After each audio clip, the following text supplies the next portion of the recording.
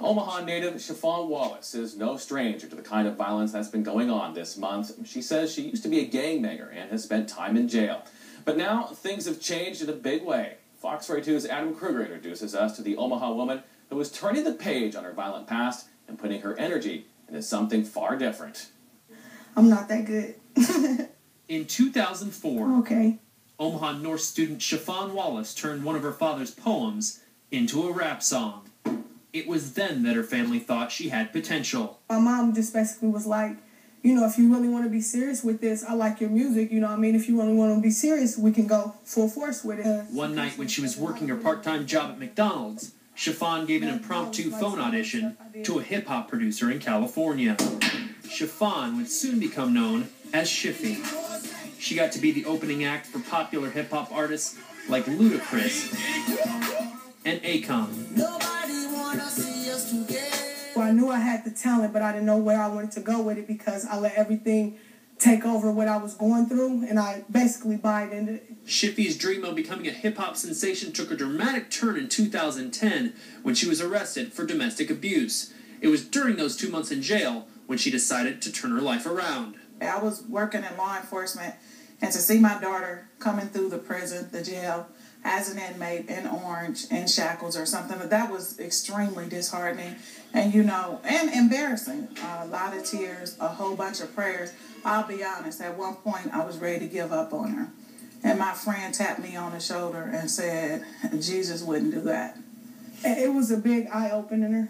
I was just like, you know, do I want to be in this cell? Or do I want to fulfill this dream that I've been having since I was young? And I just wanted to change. I didn't want to have my mom crying. I didn't want to have my family hurt no more. Everybody that I thought was going to be there wasn't there. And she was the only one that really was there. Chiffy cleaned up her act and her lyrics to make her music have a more peaceful message. If she never makes it, I am most proud of her for changing her attitude, for changing her life, and realizing that God comes first, family comes first. Now, by no means is Chiffy a saint. No, she is not, and she never will be. But I will take this Chiffy over the old Chiffy any day of the week. Yeah! Find the people that love you and be around them. And they love you in a positive way. They don't just encourage you to do bad things and want to be around you when you're doing that. They're going to be around you through the thick and thin. Find out who your real friends is, which is your family. I love you. No matter what you go through, if you have God and you have people around you that love you, you can accomplish anything. And I really believe that. What you do? You probably been cheating. Adam Kruger, Fox 42 News. When I come over. In the near future, Chiffy hopes to round up some of the best musicians in the state to record a song about stopping the violence. Smell is good. You're good where you're at. Over here. Alright, I'm gonna be over here so you can look at me and pretend like this isn't even here. Okay. So you want to Yeah, basically, you know, like every child, you know, I went through a lot of things, you know, bumping my head. I had to learn the hard way, which that's why in my music now, and I try to tell the youth, you know, you don't always have to take that route. It is people that love you and it is people that care. And it shouldn't have to be where it's a funeral where you realize, you know, everybody. I just went through a lot of, losing a lot of family members. I was lost. I didn't really know. I just was a whole totally different person. I had a whole different mindset. I wasn't really trying to push my music. My mom believed in me more than me. And I think that's what really had me look at everything like it is people that believe in you and you can't do this. You know, not to dig up old ghosts and all that, but would you say that the arrest in that time was maybe a turning point? Yes, the arrest was basically, I mean, I was out here doing just the most. You know what I mean? My mom was steady praying for me. I steady was talking to her. I can hear the hurt in her voice. And when the arrest happened, I basically had time where it was nobody in my face. I was in this room by myself, and I just had to think. And I never ever had that time because I'm so fast-paced and moving in the studio, doing this, doing that. I had time for myself.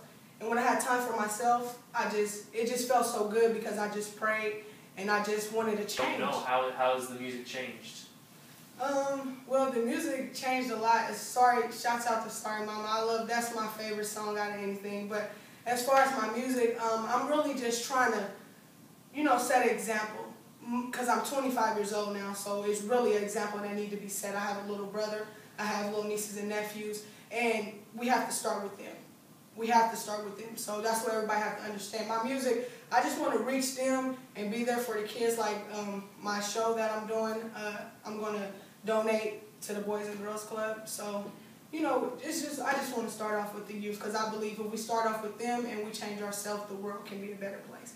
We have to change ourselves. You know, before, you know, you changed your type of music, it sounded like you were going to have a career either way, but now that it sounds like your music is more toward, you know, inspiring youth, I mean, does it make it a little more rewarding now? Actually, it does. It makes me feel better. And just to be honest, it's better because I can play my music around any age group. Now, you know, it's certain stuff, you know, I have happy, you know, dance songs and stuff like that, but when I something like Sorry Mama, you can play around any age group because the mother's going to relate, the child going to relate. If it's a teenager or a younger kid, everybody loves that. I was reading, you know, you're trying to get, you know, other hip-hop artists, any other artists around the area, kind of talk about what you want, you know, maybe help from them, kind of get your message out as well, maybe? Okay, we're doing this track called Stop the Violence, and it's basically going to be like We Are the World. I'm going to try to get everybody in the Omaha community that I know does music, such as violinist, the street stringer, Jack Coleman, he's a jazz musician, Aaron Colleen, two just normal names that a lot of people have heard of. We're basically all going to get together and basically do a song, Stop the Violence in Omaha, because it's a lot of, you know, unnecessary violence in Omaha, Nebraska, you know. I mean, if you're able to get, you know, when this all comes together, how cool do you think it could be? Oh, I think it's going to be real cool. We're going to have, like I said, jazz musicians, violinists. We're going to have everything that you could think of. Anybody that you know that do music, we're going to have on there. It's going to be saxophone. It's going to be lovely because it's going to feel everybody need. If you like rock, if you like jazz, if you like rap, it's going to give you the feel of all that in one. It's good. Good. Thank you. How cool is it, you know, one day you're sitting, you know, pretty much in a jail cell, and the next day, you know, you're open up for Akon, Luda. I mean, what's that like? It was a big eye-opener. I was just like, you know, do I want to be in this cell, or do I want to fulfill this dream that I've been having since I was young? Because it's like, people are here for me, and I can't do it. It's people that's my age that had nobody there for them at all. So I had to really stop taking things for granted and suck it in and change me as a person, so I would stop affecting everybody around me and affect them in a positive way. Chiffy, as far as, you know, it's one of these things when you turn on the news, you hear it all the time about, you know, the violence going on. When you see it constantly still, I mean, what do you think? When I see the violence constantly, it kind of hurt me a little bit more because some of the people I actually knew, I grew up with. Omaha is a small community, so, you know, it's a lot of people that turn on the news and find out it's their cousin or whoever it is. Really, it's sick.